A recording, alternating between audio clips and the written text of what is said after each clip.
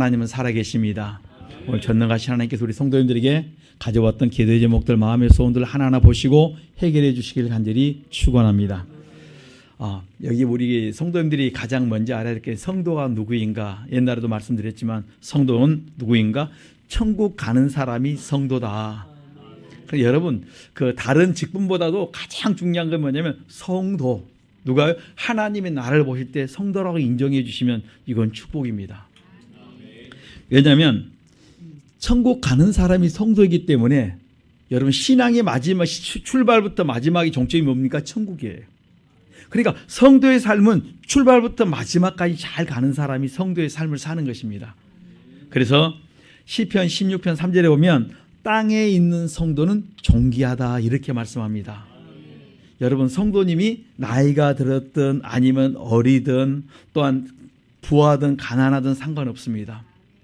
여기 보면 땅에 있는 성도는 모두 다 누굽니까? 존귀하다 이렇게 말합니다. 그래서 참 존귀하다.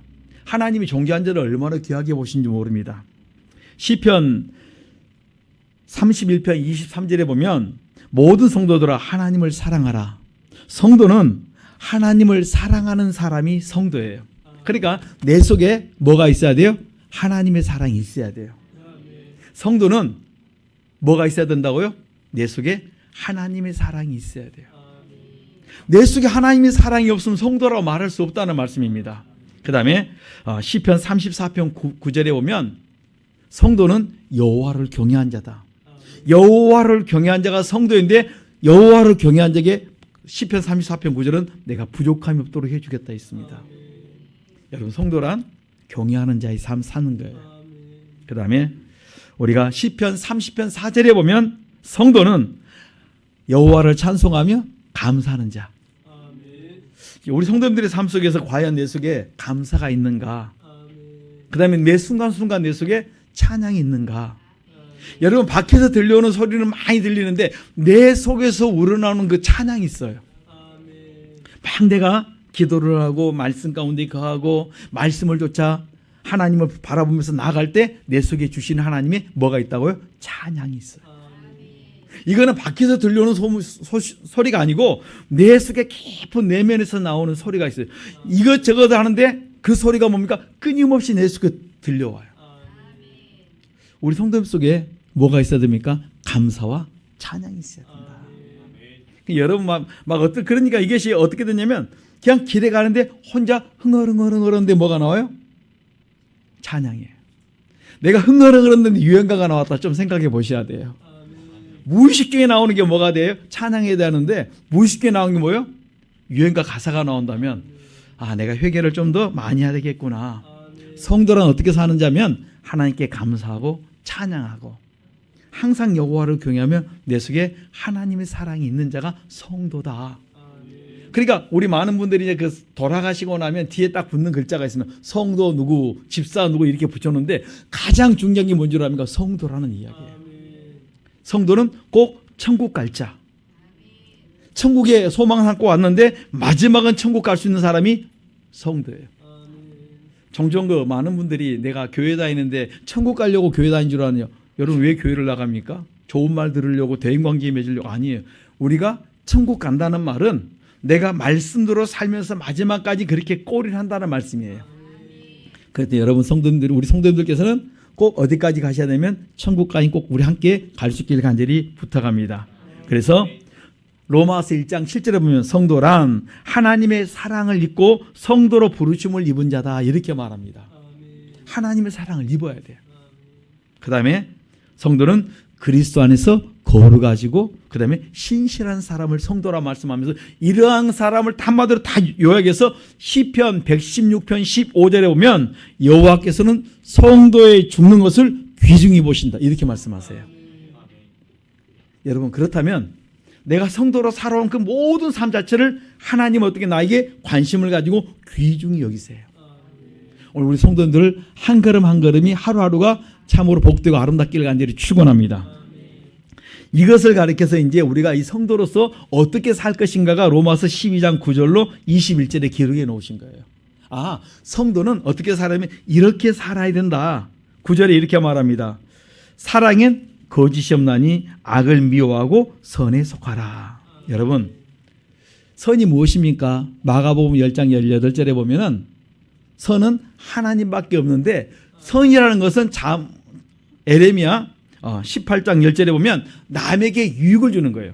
그러니까 하나님만이 선인데, 선한 일을 하는 사람은 뭡니까? 남에게 유익을 주고, 자기의 유익을 구하는 자가 아니라 남에게 유익을 주는 거예요. 세상은 남에게 유익을 주는 척 하는데 그 내면에 뭐가 깔려있으면 자기의 유익이 딱 중심이 되어 있습니다. 그리스도인은, 성도는 어떻게 사는 것입니까? 남의 유익을 베풀고 남의 유익을 구하면서 쫓아가는 거예요. 성도와, 그러니까 그리스도 안과 그리스도 밖의 차이가 뭐냐면, 자기의 유익이 깔려 있느냐 아니면 하나님의 사랑이 그 속에 있어서 남에게 유익을 주면서 어떻게 순수함으로, 우리가 그냥 조금 있다가 나를 배신하고 갈지라도 그 순간에 내게 주신 감동은 뭡니까? 그냥 순종하는 거예요. 우리는 너무 많은 것을 계산합니다. 저 사람이 이렇게 하면 이렇게 할 것이 아니고, 그 순간에 내 마음에 감동을 줬다면 우리는 그렇게 어떻게 행동에 옮기는 거예요. 우리 종종 이제 거린들이 가시다 보면 많은 분들이 이런 생각을 합니다. 저 사람 내가 돈을 주고 싶은데, 종종 베풀지 않는 사람들이 이야기하는, 저 사람 돈을 주면 또 술을 사 먹을 것이다 해갖고 내가 돈을 안 주겠다는 겁니다.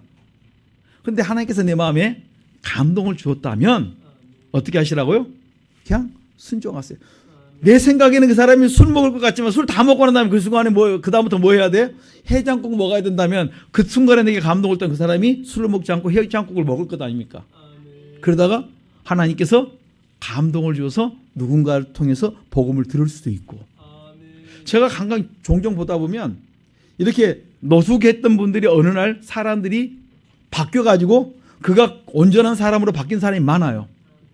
우리가 알던 게 그 사람이 아니라 전혀 다른 사람이 지금 상황이, 지금 환경이 어려워서 할 수 없이 그 자리에 가 있는 사람도 가끔 있다니까요. 그렇기 때문에 하나님께서 여러분의 마음에 감동 주거든 여러분들이 계산하지 마시고 그 순간을 어떻게 순종하세요. 내가 할 수 있는 것은 남의 유익을 구하는 것이고, 하나님이 내 마음에 감동 주면 나는 그 순간에 순종하겠다. 이것이 내 일에 돼야 될 줄 믿습니다. 종종 우리가 가져왔던 생각이 다 그런 거예요. 내가 저 사람 주면 또 술 먹고 그다음에 이럴 것이다 하고, 결국 그러다 보니까 한 번도 내가 못해요? 선을 베풀어 보지를 못해요.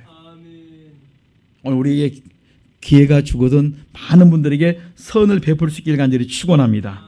하나님은 우리에게 너희들이 이렇게 선을 행함으로 말미암아, 고린도서 10장 33절에 보면 남에게 유익을 주고 선을 베풀므로 말미암아 그들이 나를 보고 누구 앞에 나오라고요? 주님 앞에 나올 수 있도록 너희들이 그 일에 어떻게 빛의 역할을 감당하라는 것입니다. 우리 성도님들이 참으로 내게 주어진 환경 속에서 그런 선한 일이 있을 기회가 있으면 그냥 심으십시오.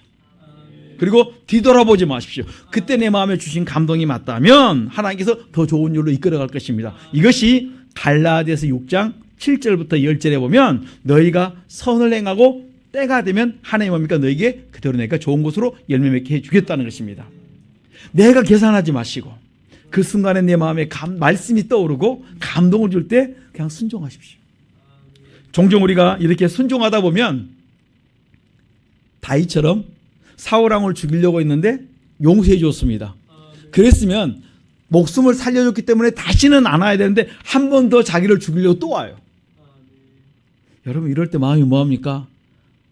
그럴 때 기회 있을 때 내가 죽였어야 돼. 제자들은 그런 마음을 할지라도 다윗은 그런 마음을 품지 않고 하나님이 기름 부어 세웠으니까 하나님이 하신다고 하나님께 온전히 맡기는 걸 보았습니다. 그렇다면 우리도 그 복된 길을 우리가 걸어갈 수 있기를 간절히 축원합니다.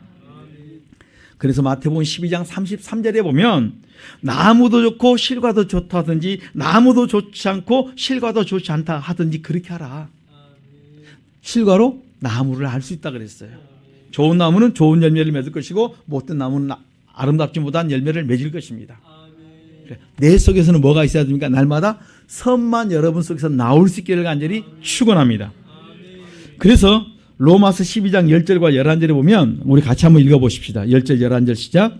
형제를 사랑하여 서로 우애하고 존경하기를 서로 먼저 하며 부지런하여 게으르지 말고 열심을 품고 주를 섬기라. 아멘. 여기 보면 형제를 사랑하여 성도님들은 형제를 사랑하고 서로 우애하고 존경하기를 서로 먼저 해라. 형제를 사랑한다는 거, 여러분, 자매를 사랑한다는 거, 내 이웃을 사랑한다는 거, 우리 성도님들을 사랑한다는 거, 이거 우리 속에 있는 것이 뭡니까? 성도의 삶이에요. 하나님께서 우리에게 요구하는 것은 우리는 뭐 하라? 너희들은 사랑해라. 어떤 마음을 가지고 합니까? 빌립보서 2장 3절 5절에 그리스도 예수의 마음을 품고 남을 나보다 낫게 여기면서 너희들이 뭡니까? 사랑하라. 그들의 약점이 보이거든 그들의 죄를 내 죄로 회개하면서 너의 기쁨을 찾아라. 그러면서 어떻게 하면 그리스도 예수의 마음은 남을 나보다 낫게 여기면서 섬기는 자다. 이런 그리스도 예수의 마음을 가지고 품고 여러분들이 섬긴다면 여러분들은 반드시 어디에? 천국은 갑니다. 내 안에 그리스도 예수의 마음을 가지고 내가 지금 섬기고 있구나. 내가 지금 남을 나보다 낫게 여기고 있구나. 그러면 여러분 뭐는 걱정 없어요? 지옥하고 나와 상관이 없고 천국은 갈 수 있어요. 그런 마음이 있다고 여러분 기뻐하고 즐거워하십시오. 이것은 내 마음이 아니고 하나님이 나에게 주신 마음이에요. 여러분 종종 우리가 살다 보면 그리스도의 예수의 마음이 사라지고 뭐가 나옵니까? 내 속에 미움의 마음이 나올 때가 있어요. 남을 무시하고 멸시하고 싶은 마음이 나올 때가 있습니다. 상황과 환경이 그럴 때 그런 상황들이 내게 다가올 수가 있습니다. 그럴 때 빨리 우리 깨달으셔야 돼요. 내가 천국 가고 싶으면 어떤 마음이 있어야 됩니까? 그리스도 예수의 마음이 있어야 된다. 오늘 12장 10절에 형제를 사랑하고 어떻게 사랑합니까? 그리스도 예수의 마음을 품고 형제를 사랑하며 서로 우애하고 존경하기를 서로 먼저 해라. 여러분 참 존경하기를 서로 먼저 하란 말이 참 안 됩니다. 저 사람은 존경할 만하니까 존경하는데 존경하지 못할 마음 그런 있는 사람이 있어요. 가끔 그런 사람에 대해서 은근히 내가 거부할 때가 있다는 말씀이에요. 이것을 하나님 우리에게 철저히 말씀하시는 거예요. 그 사람이 찾아보면 너보다 나은 게 많아. 그래서 이 말씀을 가끔 여러분들이 아마 묵상을 많이 해보시면 남을 나보다 낫게 이긴다는 말씀을 가만히 있으면 저 사람은 나보다 나은 게 뭐가 있을까? 여러분 기도해 보세요. 그러면 보여요. 저같이 이제 아무것도 할 줄 모르는 사람은 이렇게 차 운전을 할 때 택시 기사분들을 가끔 이제 택시를 타게 될 때 저분이 나보다 무엇이 나을까 하다가 그냥 멋모르고 내렸어요. 그걸 계속 묵상하다가 보니까 운전은 너무도 잘하자니 맞구나. 저분은 그런 재주를 가지고 있는 나는 할 줄 아는 게 뭐가 있는가 없다. 저분의 그 뭐를 위해서? 안전을 위해서. 축복해야 되고 기도해 줘야 되겠다. 하나하나씩 찾아보면요 자꾸 나와요.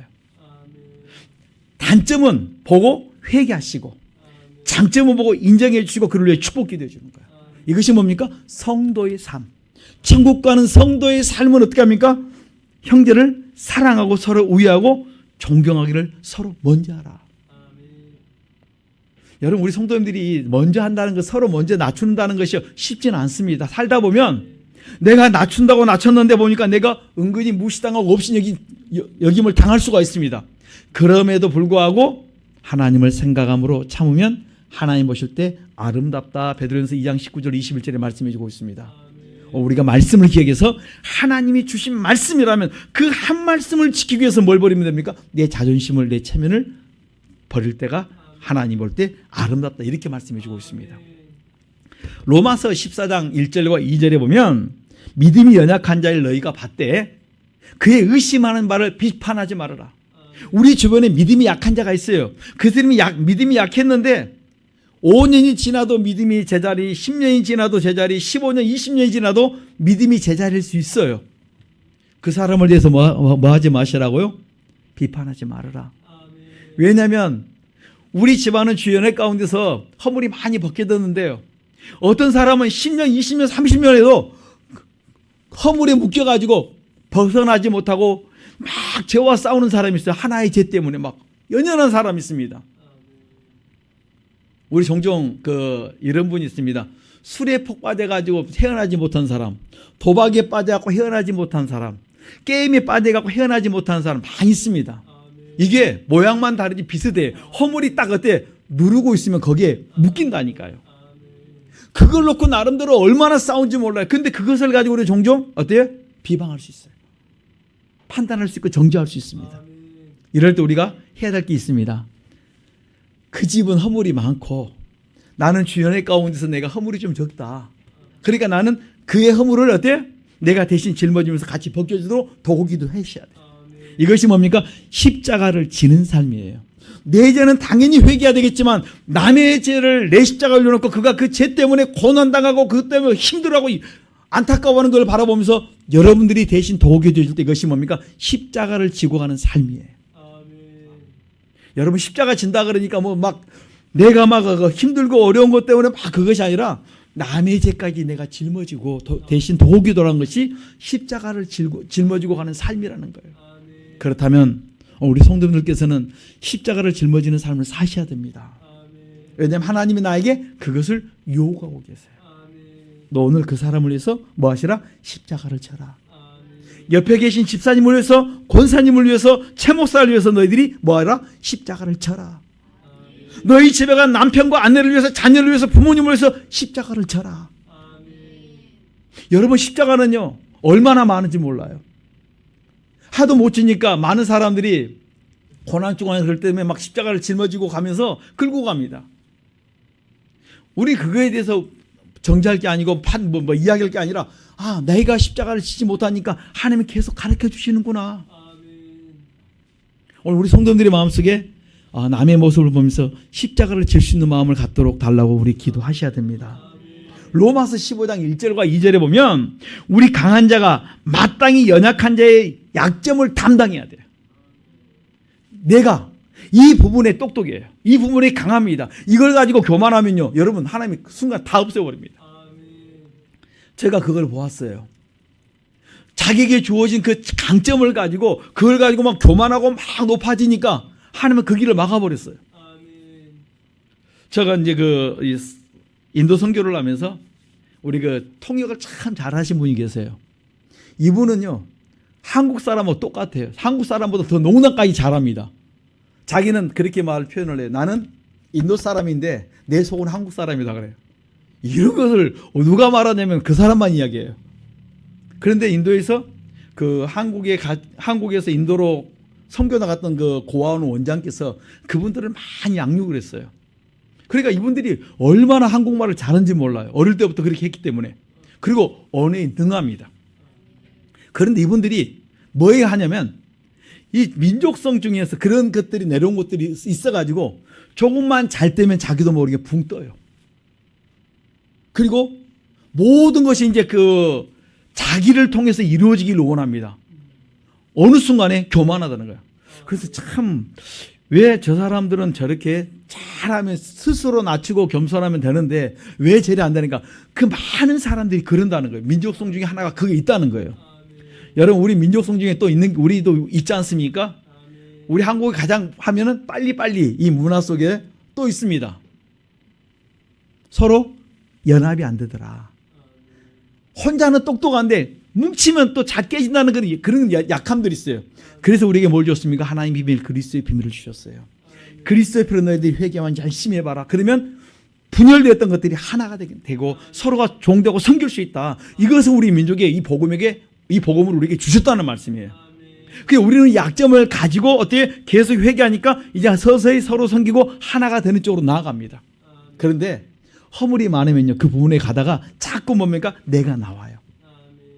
그럴 때 우리가 종종 뭐 합니까? 남을 정죄하고 돌을 던질 때가 있어요. 뭐 하시자고요? 십자가 지자니까요. 인도에서도 그걸 많이 봐가지고 그 길이 막힌 걸 봤어요. 저분이 좀만 더 낮아지면 좋은데, 좀 더 겸손하면 좋은데, 그 부분에서 그 허물이 거기에 많이 내려와 있으니까 그게 오면 어느 정도 가면 뭐가 나옵니까? 번가락이 나온다는 거예요. 힘들고 어려울 때는 잘 합니다. 그런데 어느 선을 고지를 딱 어느 선을 넘어가면 그 다음부터 뭡니까? 높아져 버려요. 그리고 강한 자 앞에서는 철저히 낮춥니다. 그게 뭡니까? 집안에 우리가 조상 3, 4대 내려온 것처럼 인도도 뭐가 있어요? 조상의 허물이 그렇게 많이 내려와 있다는 말씀이에요. 계급 사이뿐만 아니라 또한 그런 것이 가난한 자들 속에 많이 지배하고 있다는 거예요. 그렇다면 우리가 이것들을 바라보면서 내 죄도 끊고 그다음에 뭐예요? 옆에 사람들의 것도 대신 짊어지고 우리가 회개 기도할 수 있는 십자가 지는 삶을 살아가는 것이 뭡니까? 성도의 삶이다. 이렇게 말씀해 주고 있습니다. 오늘 우리 성도님들 이렇게 참으로 연약한 자들을 바라보면서 뭡니까? 같이 갈 수 있는, 그리고 서로 높아지면 얼마나 높아지겠습니까? 별것도 아니에요. 종종 만날 때마다 그런 이야기 합니다. 30대 40대 되면 막 누구 높아지고 누구는 막 이렇게 옆에 주변 사람들이 막 이렇게 높낮이가 있는 것처럼 보여. 40대 50대 60대 70대 넘어가면요 아무도 없어요. 다 똑같아요. 그 다음에 더 올라가면 뭡니까? 진짜 없어요. 조금 있으면 그 사람도 안 보여요. 우리 그렇게 뭡니까? 좀 있으면 다 여러분 다 내려놓아야 돼. 근데 그 순간에 그 자기 자신을 컨트롤 못 하니까 나도 모르게 교만하고 자만하고 거만해서 귀신에 끌려가서 그 다음에 무너지는 걸 보았습니다. 그렇다면 우리 성도님들은 뭡니까? 서로 낮추십시오. 그리고 서로 먼저 섬기십시오. 이것을 뭡니까? 하나님이 기뻐하세요. 10절과 11절의 말씀이 그 말씀입니다. 그리스도를 머리로 하는 우리 그 성도든 우리 지체된 우리 성도님들께서는 이제 뭡니까? 형제를 사랑하고 서로 우애하고 존경하기를 뭐 하시라? 서로 먼저 해라. 여러분, 서로 먼저 이렇게 낮출 때 이러한 삶이 우리의 삶 속에 된다면 우리 주변의 어둠은 떠나가기 시작합니다. 오히려 교만하고 자기를 높이는 사람이 조금 있으면 창피를 당하고 아이고 내가 그때 내가 잘못 행동했구나 그걸 깨닫게 만들어 주시는 겁니다. 여러분, 우리 많은 그 지혜와 지식을 가지고 물질과 모든 명예를 가지고 있는 분들이 낮추면요 그 주변 사람들이 얼마나 많이 낮아진지 몰라요. 그분 보고 따라서 낮춰요. 저는 우리 성도들이 좀 그렇게 했으면 좋겠어요. 그래서 주변의 사람들이 나를 보고 아, 저 사람이 많은 지식과 많은 뭐요? 능력도 있고 뭐 많은 환경이 있음에도 불구하고 자꾸 자기를 낮추더라. 나도 저분처럼 저렇게 살아야 되겠다. 이런 마음이 서로 들 수 있도록 우리 성도님들이 본이 되는 삶을 살아갈 수 있기를 간절히 축원합니다. 여기 보면 11절에 같이 한번 우리 읽어보십시다. 시작. 부지런하여 게으르지 말고 열심을 품고 주를 섬기라. 아멘. 여기 보면 부지런하여 게으르지 말고, 내가 보면 참 뭐예요? 게으르지 않습니까? 내가 나를 볼 때 참 게으르다. 나름대로 부지런한다고 하는데 보니까 뭐가 부지런한지를 몰라요. 마땅히 해야 될 것을 하지 않고 하지 말아야 할 때가 뭡니까? 내가 게으르단 말씀이에요. 부지런하여 게으르지 말고 열심을 품고 주를 섬겨라. 여러분, 열심을 품고 주를 섬기는 게 무엇이겠습니까? 여러분, 연약한 자 디모데전서 2장 1, 2, 3절 나라와 민족을 위해 기도하고 주변에 있는 사람들의 연약함을 돌아보면서 기도하는 거 기본으로 깔고, 이거 기본입니다. 나는 기본을 가지고 이것이 막 내가 마치 뭘 되는 것처럼 하지 마시고 이 기본이 항상 여러분 삶 속에 베이스로 있어야 된다는 말씀입니다. 기본으로 하고 그 위에 뭐면 주변의 사람들 전도하세요. 기회가 있는 대로 많은 분들에게 여러분 복음의 나팔을 부세요. 주님 앞에 섰을 때요 핏값을 내 손에서 찾지 않도록 제발 우리 성도님 뭐 하시자고요? 전도하십시다. 우르게 안 나와도 좋아요. 여러분, 그들에게 뭡니까? 복음을 전하십시오. 먼 데 있는 분들은 어떻게 합니까? 그 주변의 사람들이 교회라도 가도록 해서 일반 교회라도 나가면 뭡니까? 갈라디아 3장 23, 24절에 보면 어디 갑니까? 배우고 배우다 보면 그리스도 앞에까지 도달하지 않겠습니까? 도달하면 그 다음에 어디로 갑니까? 그리스도 앞에서 나아가면 그 다음에 내가 회개를 찾을 때 그리스도 앞으로 나오지 않겠습니까? 우리 하다 보니까 이런저런 핑계 대다 보니까 아무것도 못해요. 전도하십시오. 그 다음에 기회 있는 대로 선교하셔야 됩니다.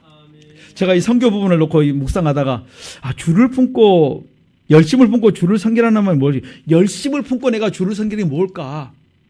그래서 찾아봤는데 빌립보서 4장 14절 보면 바울이 빌립보 교인들을 향해서 말합니다. 너희들이 내 괴로움에 참여했으니 잘하였다 말합니다. 그 괴로움이 뭐냐면 선교하는데 그들이 뭐였냐면 기도로 후원했고 물질로 후원했습니다. 바울이 선교사에게 빌립보 교인들이 왔다는 말씀이 아니고 그들이 뭡니까? 그가 필요한 것을 뭡니까? 기도로 후원하고 뭘로 해요? 물질로 후원하다 보니까 그들의 모든 것들이 이 일에 나와 함께 동참하는 걸로 인정해 주었다는 말씀이에요.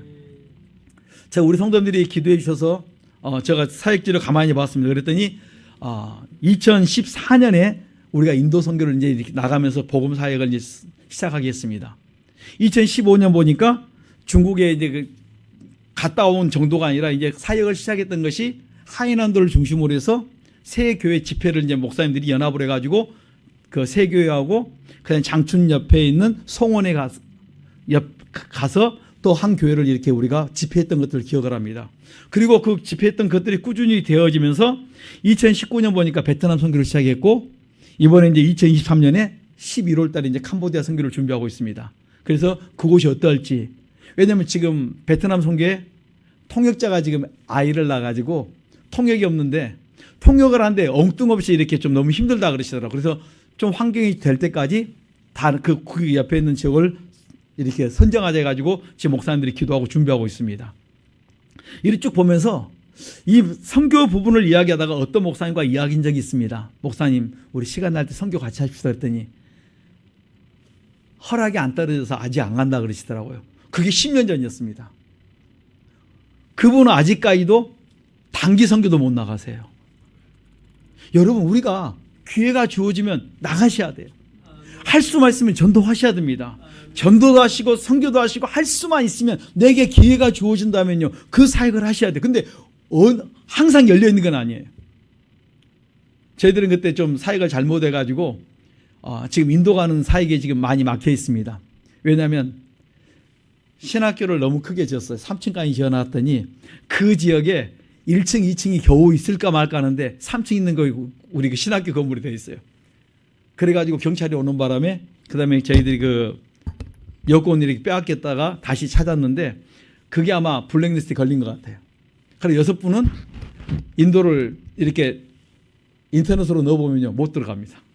아직까지는 어떤지 모르는데, 그래서 기회가 있을 때 뭐 하냐면 복음을 전해야 돼요. 제가 이거 보면서 항상 가는 게 아니구나. 중국도 복음을 전하다가 딱 막히니까 지금은 아예 못 들어갑니다. 그 다음에 크리스찬들을 너무 지금 핍박을 가합니다. 다 지하로 숨습니다. 중국도 그렇죠. 인도도 그렇죠.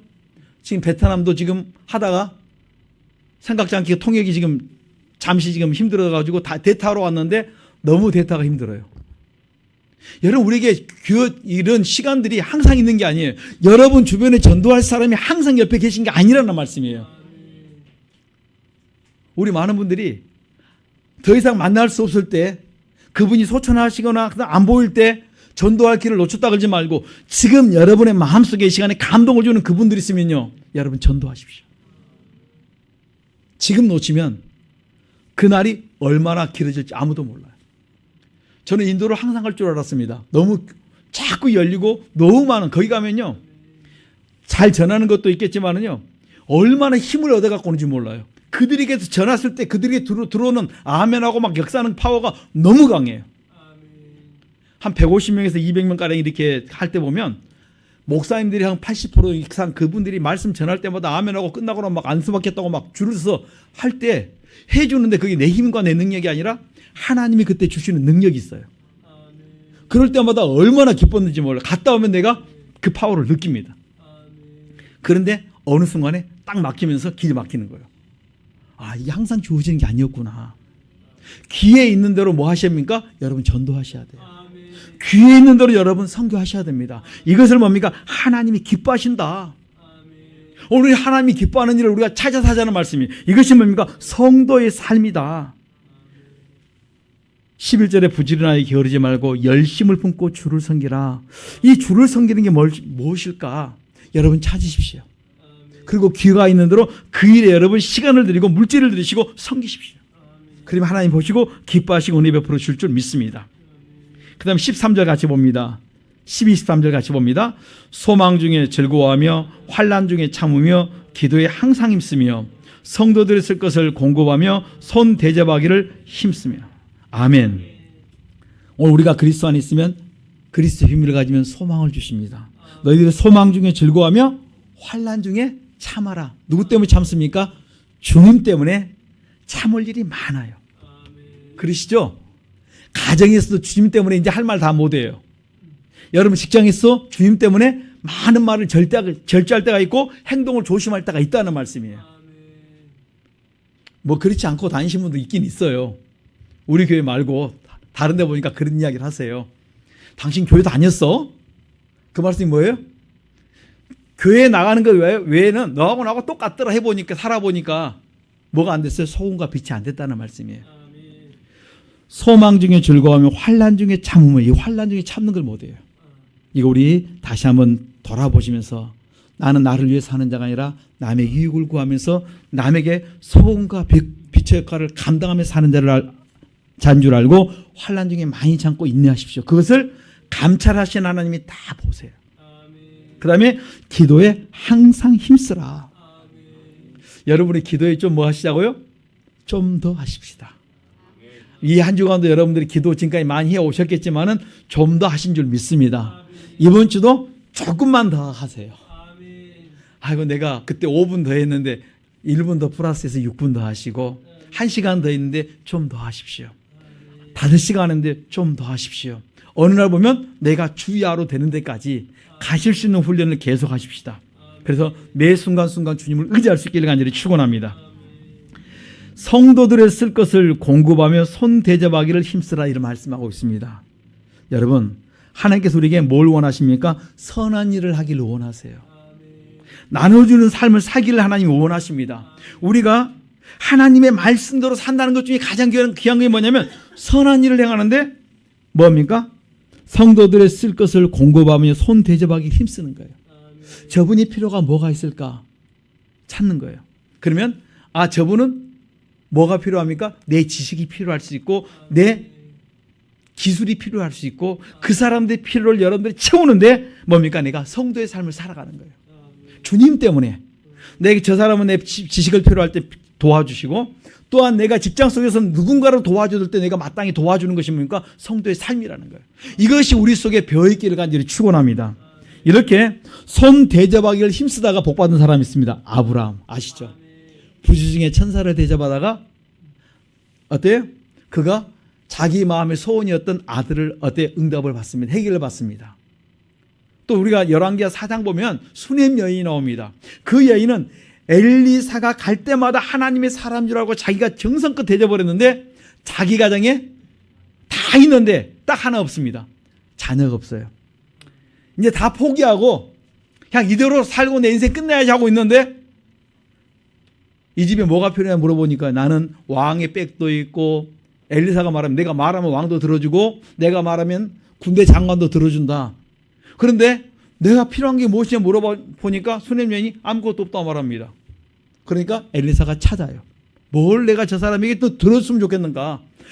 너무 사랑이 많이 받다 보니까 뭔가 보답하고 싶은 거예요. 그런데 옆에 있는 종이 가르쳐줍니다. 이것에 아이가 없다.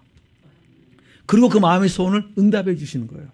하나님의 마음을 감동시켰더니 하나님께서 그 소원을 들어주십니다. 여러분 손 대접하기를 힘쓰다가 복받는 것이 뭔가 우리의 삶이 되셔야 돼요. 사도행전 9장에 보면 여제자인 다비다가 손을 많이 그 옆에 사람들을 많이 도와줍니다. 그가 죽었는데 그것을 뭡니까? 베드로에게 가져가서 이렇게 우리를 많이 돕고 우리를 섬겼습니다. 그걸 보여주고 이를 살려달라고 말하니까 기도해서 살려줍니다. 죽은 것도 살아나는 역사가 있습니다. 이것이 여러분들이 자꾸 섬기다 보면 여러분의 마음의 소원을 생각지 못한 곳에 열매 맺도록 축복해 주십니다. 열어주십니다. 그래서 하나님 우리에게 뭘 말합니까? 성도들이 쓸 것을 공급하고 손 대접하기를 힘써라. 이것이 너희들이 위급할 때 그것이 뭡니까? 축복의 통로가 될 수 있다는 거예요. 오늘 우리 이런 놀라운 일들이 우리의 삶 속에 있기를 간절히 축원합니다. 그 다음에 14절 같이 보십시다. 시작. 너희를 핍박한 자를 축복하라. 축복하고 저주하지 말라. 아멘. 참 이거 힘듭니다. 그러시죠? 핍박하는 자, 이 사람 우리가 말할 때 속으로 원수라고 말합니다. 원수가 좀 더 나가면 왼수가 됩니다. 이 사람은요 생각만 하면 화가 나고 이 사람은 밥 먹다가 생각하면요 내가 먹다가 체합니다. 그만큼 뭡니까? 미워하는 사람이 핍박하는 자의 원수라는 이렇게 표현해 주고 있습니다. 그런데 성경은 이렇게 말합니다. 너희 핍박한 자를 축복하고 뭐 하지 말아라? 저주하지 말아라. 잠언 24장 17절과 18절에 보면 뭐라고 말씀하면 너희가 미워하는 그 원수가 넘어질 때 그가 재앙을 당할 때 우리 뭐 합니까? 아이고 고소하다, 아이 시원하다 이런 마음이 나와요. 그걸 하나님께서 보시고 기뻐하지 않으사 그 진노를 너에게 옮기실까 두려워하라는 거예요. 원수가 죄 가운데 있다가 재앙을 당했으니까 뭡니까? 할렐루야, 하나님의 뜻입니다. 하나님의 선하심, 하나님의 공의를 보았습니다. 우리가 박수치며 즐거워야 되는데 성경은 그 원수가 지금 어때? 곤란을 당할 때, 어려움을 당할 때, 환난을 당할 때 너희 마음속에 기뻐하고 즐거워하지 말라는 거예요. 근데 우리가 얼마나 이런 일을 볼 때 성경을 보면 좀 안 맞는 것 같아요. 그렇죠. 시편 보면 얼마나 강한지 몰라요. 여러분, 하나님 앞에는 그렇게 맡기고 우리가 원수를 바라볼 때마다 날마다 뭐 하시자고요? 십자가 지시라는 말씀이에요.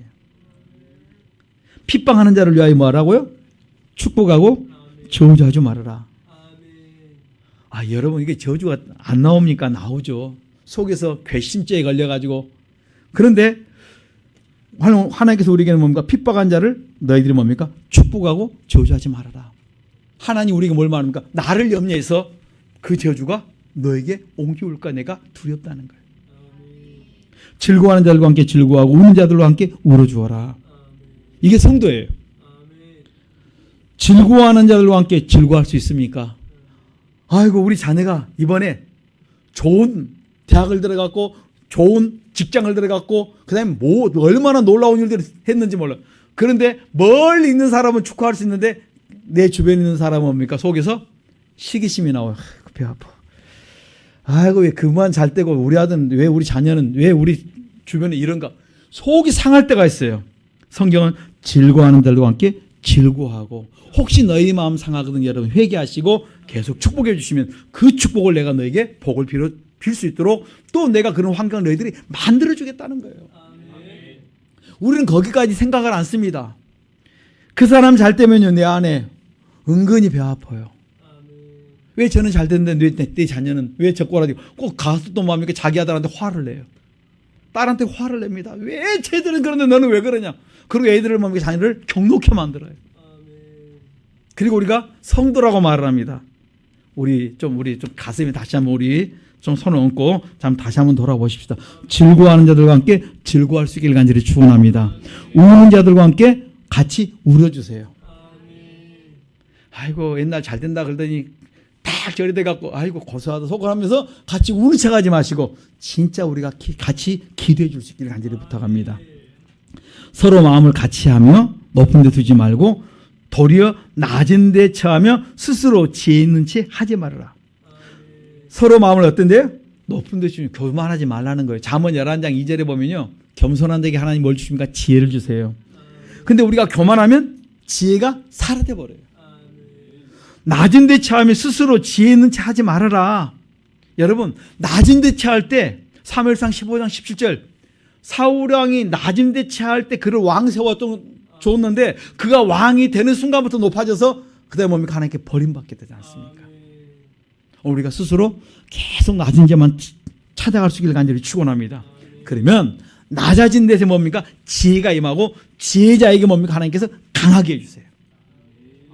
지혜자에게 뭡니까? 소원에 응답해 주겠다 이렇게 약속해 주고 있는 것입니다. 이 복을 받아 누리시길 간절히 축원합니다. 그래서 여러분들이 쉬지 말고 그리스도의 표로 사단기 회개하셔야 돼요. 내 속에 이것이 끊임없이 나오기 때문에 내 속에 이제가 나를 이 속에 제가 얼마나 매 순간순간 나오는지 몰라요. 잘난 체하고 똑똑한 체하고 아는 체하고 싶고 높아지고 싶고 인정받고 싶은 것이 내 안에 꽉 차 있어요. 이거 우리 스스로 뭐 하지 마시자고요? 지혜 있는 체 하지 말아라. 그러려면 딱 하나 있습니다. 하나님이 하셨습니다. 늘 고백하셔야 돼요. 하나님의 은혜입니다. 하나님이 하셨습니다. 꼭 그런데 이렇게 하고 싶은데 하나님이 하셨는데요, 마지막에 자기가 또 나오고 싶을 때가 있어요. 이게 우리 속에 있는 것입니다. 그래서 우리가 쉬지 말고 계속 말씀에 창념하셔야 돼요. 17절 아무에게도 악으로 악을 갚지 말고 모든 사람 앞에서 선한 일을 도모해라. 여러분, 다 할 수 있으면 그리스도인이겠습니까? 할 수 없는 것이 성도라는 거예요. 그리스도 안에 있는 성도는, 신실한 하나님의 백성들은 남들이 못하는 것을 뭡니까? 우리가 선택하고 그 길을 따라 순종해 나가는 것입니다. 그러면 하나님이 나에게 은혜를 주세요. 내가 하는 게 아니에요. 하나님 그런 마음을 나에게 주신다는 말씀입니다. 악으로 악을 갚지 말고 모든 사람 앞에 선한 일을 자꾸 도모할 수 있는 우리 성도님들의 삶이 되시길 간절히 축원합니다. 할 수 있거든. 너희로서는 모든 사람 앞에서 더불어 평화하라. 자, 우리 19절 봅시다. 시작. 내 사랑한 자들아, 너희가 친히 원수를 갚지 말고 진노하심에 맡기라. 기록되었으되 원수 갚는 것이 내게 있으니 내가 갚으리라고 주께서 말씀하시느니라. 아멘. 여기 보면 이렇게 말씀합니다. 원수에 대해서 너희들이 친히 갚지 말아라. 그러면 내가 원수 안 갚으면 어떻게 삽니까? 주님께 말씀합니다. 그냥 너 주님 앞에 나와서 기도해라. 그러면 19절에 마지막 보니까 주께서 갚아주겠다는 거예요. 원수 갚는 것은 내게 있으니 내가 갚으라고 주께서 말씀하셨다. 내가 원수 갚는 것이, 내가 원수를 갚으려면 내 속엔 더 악이 가득해야 됩니다. 한 대 맞으면요, 두 대 때리고 싶은 것이 원수에 대한 여러분의 삶의 모습입니다. 내 삶이에요. 요걸 한번 먹으면 내가 바가지 해야 됩니다. 그게 뭡니까? 원수를 갚는 모습이에요. 이것이 뭡니까? 우리 속에 있어요. 그래서 주님께서 말씀하면 너희가 갚지 말고, 너희가 원수 갚다 결국 어디 갑니까? 지옥 간다. 원수 갚지 말고 주님께 맡기고 주님께 다 아뢰라. 기도와 간구로 아뢰라. 회개 기도하고. 그러니까 원수의 모습을 보면 왜 저 사람이 나에게 원수짓을 했을까? 계속 찾는 거예요. 기도하면서 하나님, 저 사람이 나에게 왜 원수짓을 합니까? 그걸 하나님 앞에 묻고 또 묻습니다. 또 하나님 앞에 간구합니다. 그런데요, 여러분 기도하다 보면 하나님 가르쳐 주세요. 너희 조상 3, 4대 허물이 내려와서 그래. 또한 너희 그 들었던 그 어머니나 또한 아버지를 통해서 할아버지 할머니를 통해서 들었던 것들이 바로 그런 이야기 있었어. 그것이 뭡니까? 다 내 거고 남의 것을 보면서 내가 고소히 여겼던 거, 아이고 시원하다는 영화 보았다는 그것들이 다 나에게 올 수 있어. 그래서 여러분들이 보고 들은 거 회개해야 되는 것입니다. 회개하지 않아서 오는 것들이 있습니다. 여러분 이거 우리 회개할 수 있기를 간절히 축원합니다. 그런데 여러분 우리가 이 원수가 그냥 우리가 원수 그러면 나쁜 놈 아니에요. 한마디로. 그러면 죄 가운데 있던 사람이 당연히 우리 공식입니다. 죄는 재앙이 따라붙어. 그런데 재앙이 따라붙어야 되는데 원수가 잘 떨어지게 속이 상하는 거예요. 이제 성경은 이렇게 말씀합니다. 잠언 21장 4절에 보면 눈이 높은 것과 마음이 교만한 것과 악인의 형통한 거 다 죄다. 눈이 높은 거, 그 다음에 뭐예요? 마음이 교만한 거, 악인이 잘 되는 거, 형통한 거 다 죄다. 잠언 24장 1절은 너희는 악인의 형통을 뭐하지 말아라? 부러워하지 말아라. 그와 함께 있기도 원하지 말아라. 성경 먼저 이렇게 우리에게 딱 어때? 전제해 놓았습니다. 악인 형통을 부러워하지 말아라. 왜 악인은 저렇게 신앙생활도 안 하고 저는 죄 짓고 산지 잘 되는데 나는 이게 뭔가 하면서 나도 저기를 가리라 하지 말라는 거예요. 악인 형통을 부러워하지 말아라. 우리 시편 73편 보십시다. 이 부분에서 성경은 정확하게 이렇게 말씀합니다. 시편 73편 2절로 보십시다. 2절로 5절 먼저 봅니다. 시편 73편 2절로 5절 말씀 봅니다. 악인에 대해서 왜 내가 부러워하지 않아야 되는가? 그 이유에 대해서 쭉 설명합니다. 시작. 나는 거의 실족할 뻔하였고 내 걸음이 미끄러질 뻔하였으니 이는 내가 악인의 형통함을 보고 오만한 자의 질시하였음이로다. 저희는 죽는 때에도 고통이 없고 그 힘이 건강하며 타인과 같은 고난이 없고 타인과 같은 재앙도 없나니. 아멘. 악인이요, 원수가 이럴 수가 있습니까? 그런 악을 행하는 자가 악인이, 이 3절을 보면 악인의 형통함을 보고 오만한 자의 질시하였습니다. 이 사람은 죽을 때도 뭐가 없어요? 고통도 없고 그 힘이 건강하고 타인과 같은 고난이 없고 타인과 같은 재앙도 없다는 거예요. 옛날 어떤 권사님이 시험 들어가고 이거 보다가요, 열받아갖고 왔어요. 아니 악인이 왜 잘 되냐고. 그러다가 쭉 넘어가 보니 우리 다시 한번 17절로 넘어가 보십시다. 12절 먼저 보십시다. 12절 시작. 볼지어다 이들은 악인이라 항상 평안하고 재물은 더하도다. 아멘. 여러분 눈에 볼 때 이런 분 계시죠? 아이고 저 사람이 어떻게 저렇게 잘 될 수 있는가? 왜 저 사람은 승승장구하는가? 저 사람은 저러면 안 되는데. 그런 사람이 지금 12절에 볼지어다 이들은 악인이라 항상 평안하고 재물은 날마다 더해요. 그런데 17절 보십시오. 17, 18, 19절 시작. 하나님의 성소에 들어갈 때야 저희 결국을 내가 깨달았나이다. 주께서 참으로 저희를 미끄러운 곳에 두시며 파멸에 던지시니 저희가 어찌 그리 졸지에 황폐되었는가 놀람으로 전멸하였나이다. 아멘. 하나님의 마지막은 내가 이렇게 끝내겠다는 거예요. 여러분 눈에 보이는 그게 다가 아니라니까요. 여러분이 지금 보고 있는 것이 전부가 아니라고 이렇게 말씀해 주고 있습니다. 17절과 18절과 19절에 보니까 그들이 마지막 그렇게 살아가는 것 같은데 마지막이 아니라는 거예요. 마지막 어디가 마지막입니까? 주님 앞에 서야 되는 거예요. 전도서 12장 14절에 보면 하나님께서 너희의 모든 행실, 너희들의 말, 모든 거 내가 마지막에 심판대 앞에 세우겠다는 것입니다. 그리고 나누겠다는 거예요. 영생이냐, 영벌이냐, 천국이냐, 지옥이냐 나누겠다는 것입니다. 여러분, 원수에 대해서 우리가 뭡니까? 그것 때문에 여러분 그 신앙에 낙심하지 마시고, 에이 내가 이러면 내가 신앙생활 왜 해? 이렇게 하지 마시고 마지막까지 끝까지 가봐야 된다니까요. 그리고 천국에 들어가서 비로소 뭡니까? 그 축복을 알게 돼 있어요. 내가 지금 걸어가고 있는 길이, 내가 오늘 로마서 12장의 길을 걸어가고 있다면 여러분 잘 가고 있는 것입니다. 우리 한번 그 뒤에 잠언 한번 보십시다. 그래서 우리가 원수에 대해서 주변에 잘 되는 것에 너무 연연하지 마시기 바랍니다. 잠언 14장 24장으로 넘어가십시다. 24장 17절과 18절을 먼저 한번 읽어보십시다. 아까 이제 말씀했던 걸 성경으로 봅니다. 잠언 24장 17절 18절 시작. 내 원수가 넘어질 때 즐거워하지 말며 그가 엎드러질 때 마음에 기뻐하지 말라. 여호와께서 이것을 보시고 기뻐 아니하사 그 진노를 그에게서 옮기실까 두려우니라. 아멘. 원수가 넘어질 때 뭐 하지 말라? 즐거워하지 말고, 원수가 엎드러질 때 여러분 마음으로요. 마음으로 기뻐하지 말라. 혹시 막 기쁨이 나올 때 뭐 하시자고요? 기도하자는 말씀이에요. 하나님, 내가 원수에서 미워했습니다. 기뻐했습니다. 여호와께서 이것을 보셨다 했어요. 보시고 기뻐 아니하사 그 진노를 나에게 옮긴다는 거예요. 그리고 우리 조상들이 이런 일을 했다면 그 허물이 나에게 내려오지 않겠습니까? 그 다음에 25장 보십시다. 21절, 22절, 25장 21, 22절 시작. 내 원수가 배고파거든 식물을 먹이고 목말라 하거든 물을 마시오라.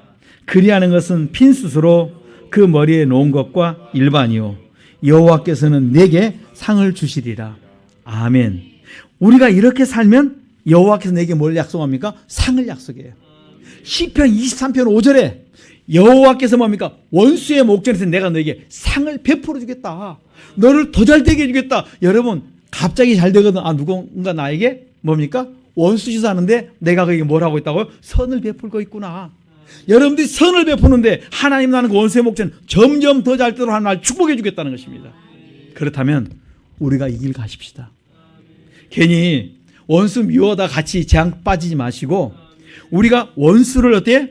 같이 미워하면 내가 같이 손해보지만은 내가 그를 위해 축복기도 해주고 내가 그를 더 사랑해주면 뭡니까? 하나님이 나에게 때가 되면 기이한 도심, 상상도 못한 축복을 우리에게 약속해 주고 있다는 말씀입니다. 오늘 이 복을 우리 성도들이 받아 누리시길 간절히 축원합니다.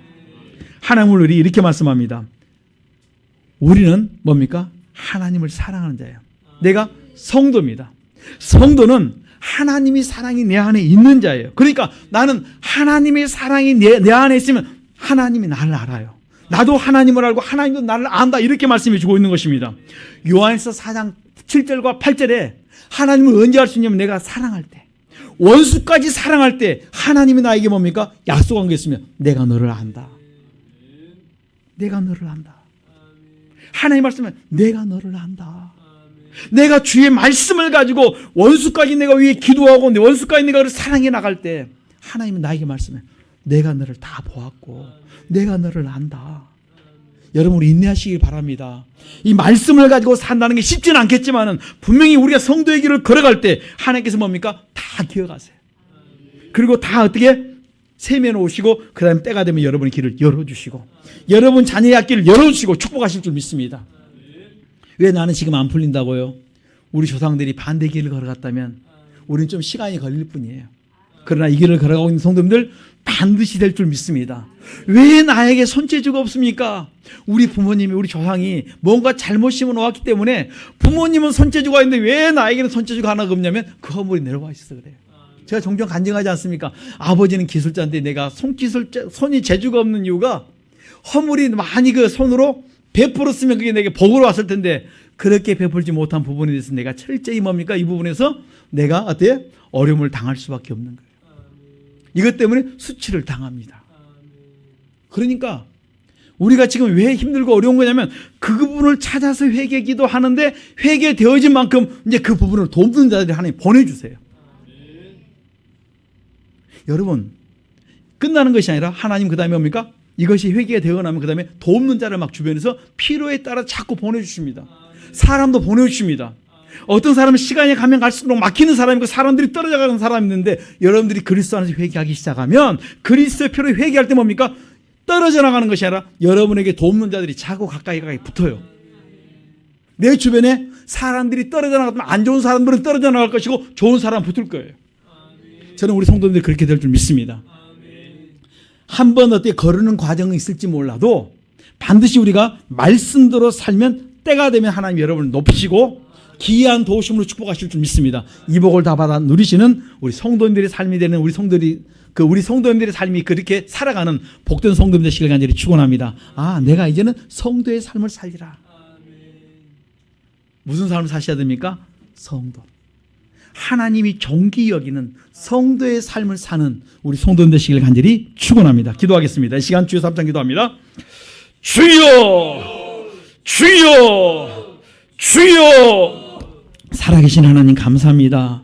참으로 내가 성도가 어떻게 살 것인가를 오늘 말씀을 통해서 다시 한번 내 마음에 새기기를 원합니다. 하나님, 참 내가 이렇게 살지 못했습니다. 내가 얼마나 미련하고 어리석게 살아왔는지 이 말씀과 반대적인 삶을 살아오면서 마치 내가 성도인 것처럼 목사인 것처럼 내가 많이 속았습니다. 내가 잘못 살아왔던 것인가 깨닫게 하여 주시고 더 많이 그 부분에서 회개하게 도와주시고 더 많이 회개함으로 말미암아 내 양심 부분에서 철저히 회개해서 내가 바뀔 수 있는 내 말이 바뀌고 내 행동이 바뀌고 내 삶이 변화될 수 있는 축복의 시간 되도록 은혜 베풀어 주시길 원합니다. 내가 성도의 길, 존귀한 자의 길, 하나님이 기뻐하는 사람의 길을 내가 걷기를 원합니다. 아버지, 이 시간부터 나의 남은 생애가 하나님의 뜻을 좇아 성도의 길을 걷기를 원합니다. 오늘 이 말씀이 나의 생활에 되도록 하나님이 도우시고 하나님의 축복하시고 은혜 베풀어 주옵소서. 말씀이 곧 나의 생활에 될 수 있도록 하나님 도와주시옵소서. 하나님 도와주시옵소서. 은혜를 베풀어 주옵소서. 참 좋으신 하나님 감사합니다. 오늘 우리 성도님들이 이 성도의 길을 걷기를 원합니다. 성도의 삶을 살기를 원합니다. 말씀과 내가 하나가 될 수 있도록 축복하여 주시옵시고 잘못 깨달은 거 있습니까? 회개해서 나를 바꿀 수 있도록 도와주시옵소서. 생각이 변화받게 하시고 말이 변화받게 하시고 행실이 변화되는 우리의 삶이 되도록 축복하옵소서. 예수님 이름으로 기도드리옵나이다. 아멘.